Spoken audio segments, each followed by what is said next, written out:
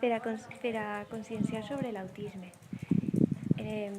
Es diu, les persones que tenen aquesta condició, se diu que tenen un trastorn de l'espectre autista. Això és perquè és un espectre, o sigui, cada persona en autisme és diferent i té unes capacitats diferents.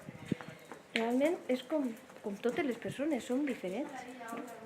Se considera una persona autista o en un grau d'autisme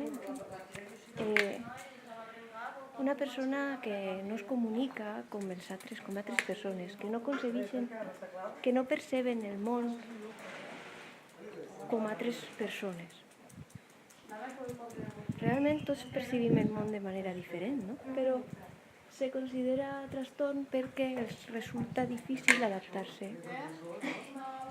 Marina! Marina! Anem? S'ha vist que no n'hi ha una causa genètica, no n'hi ha una causa ambiental, és simplement persones que naixen així. Se considera un trastorn avui en dia perquè afecta a la forma de... O sigui, que no se puga dur que costa més de dur una vida normal. O sigui, que pugues trobar una faena normal i poder estudiar d'una forma normal, el que se considera normal, que nosaltres en psicologia lo de normal és molt discutible, però perquè què és lo normal? O sigui, per cada persona és diferent i tal, però bueno, vivim encara en una societat en la que hem de fingir ser normals i n'hi ha gent que no és capaç de fingir-ho, simplement no ho és. I això provoca un trastorn. Com parlava en un altre vídeo, sobre aquest tema, n'hi ha pares que els costa moltíssim reconèixer que el seu fill o filla té algun símptoma d'alguna malaltia. I els resulta tan dolorós que neguen que tinga això. I inclús es neguen a que li facin proves. Jo no soc especialista en autisme, però sí en estrès. I això, provoca molt d'estrès tindre un fill en un trastorn.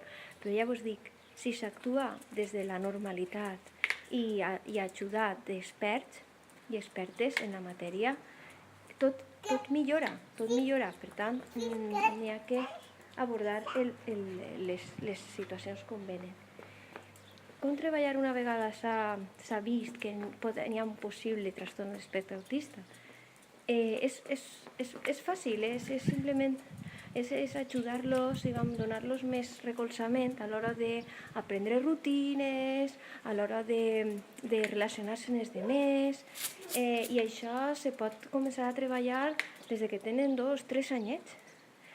I quant abans, millor, per a crear millors rutines i millors formes de relacionar-se amb els altres. Es pot arribar a sobrediagnosticar?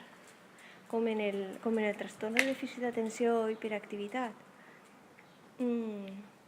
Sí, però el problema no és el sobrediagnòstic, el problema és la patologització de la normalitat, o sigui, de la diversitat, no de la normalitat, sinó de la diversitat.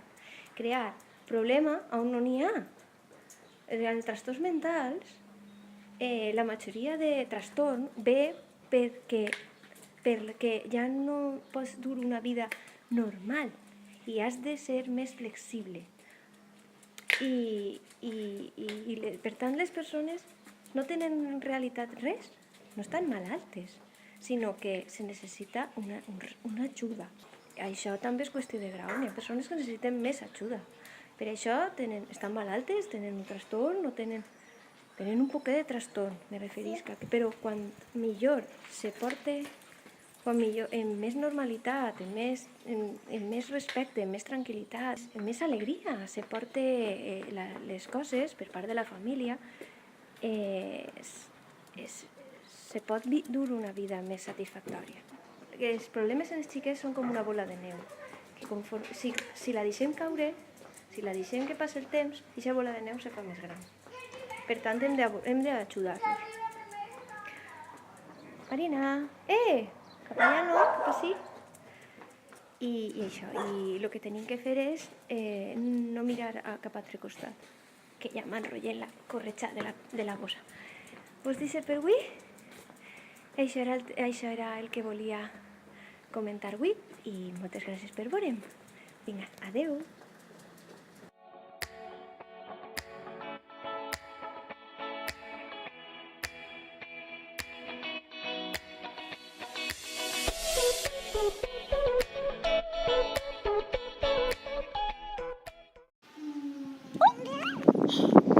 Bueno, anem a provar este nou format en la xiqueta anant i la bossa, o sigui, multitarea.